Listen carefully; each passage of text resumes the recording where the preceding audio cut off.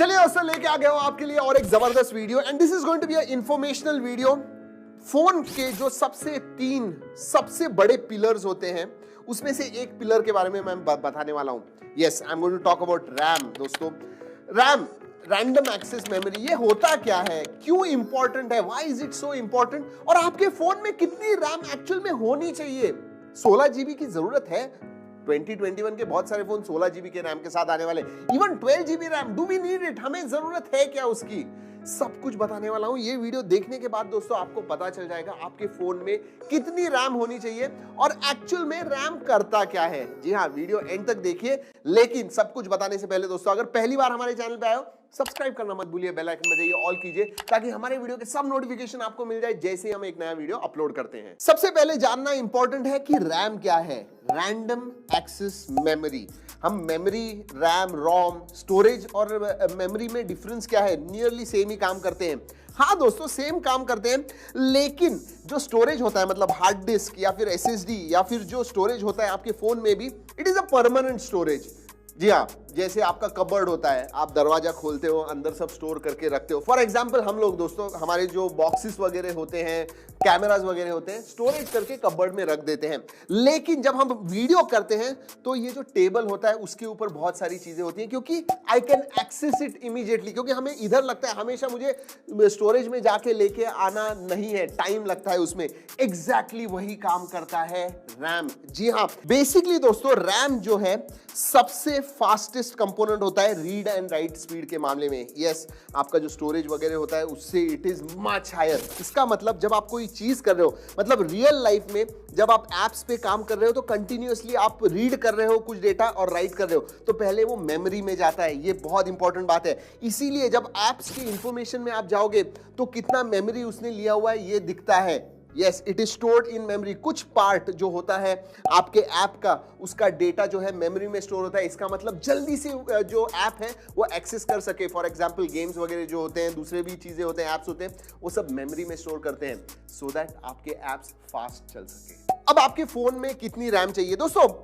5-8 साल पहले इसका आंसर अलग था, 3 साल पहले अलग था, आज अलग है, शायद 3 साल बाद में और भी अलग होगा। लेकिन आज के जमाने में अगर मैं बात करूं 2021 में, तो 8 GB RAM is more than enough for 99% people. जी हाँ, जरूरत नहीं है आप गेमिंग करते हो, जबरदस्त मल्टीटास्किंग करते हो, फिर भी 8 GB रैम मोर देन इनफ।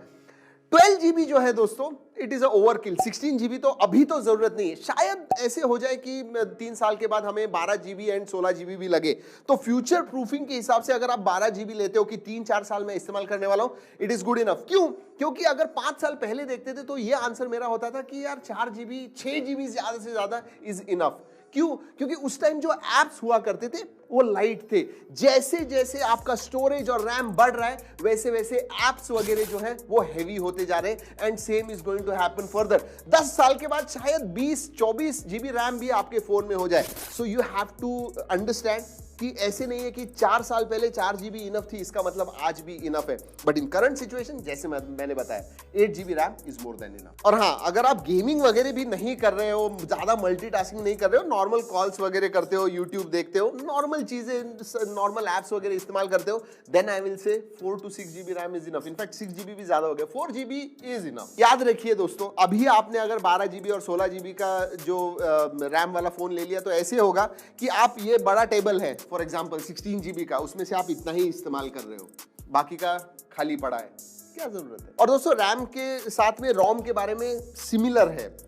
8 साल पहले अगर आप देखोगे तो 16 GB स्टोरेज मैं कहूंगा यार बहुत ज्यादा है, लेकिन आज 64 GB भी कभी कभी कम पड़ता है। तो याद रखिए, ज्यादा रैम लेने से अच्छा आप स्टोरेज पे कॉन्सेंट्रेट कीजिए, क्योंकि आपका जो डेटा है एक्चुअल, जो आपका कबर्ड है जहां पे आप स्टोर करने वाले हो बहुत सारी चीजें, आप जो फोटोज लेते हो वो सब चीजें, वो आपके रोम में जाने वाली है, स्टोरेज में जाने वाली है। तो generally try to go for 128 GB। मेरे हिसाब से अगर आप ज्यादा कुछ फोटोज वगैरह नहीं निकालते हो, ज्यादा वीडियोज नहीं निकालते हो, 64 GB is enough. But other than that, आप फोटोज बहुत निकालते हो, बहुत सारी मूवीज वगैरह देखते हो, डाउनलोड करते हो बहुत सारे एप्स, तो 128 GB in today situation is a must. और दोस्तों लास्ट वाली चीज मैं कहना चाहूंगा कि अगर आप एंड्रॉइड और iOS के डिवाइसेस मतलब आईफोन और एंड्रॉइड फोन्स को कंपेयर करते हो तो एंड्रॉइड फोन्स 12 और 16 GB तक पहुंच गए। आप कहोगे कि 1.5-2 लाख का फोन जो है आईफोन, इसमें अभी भी 6 GB 4 GB उसके ऊपर तो गए नहीं है। There is a reason.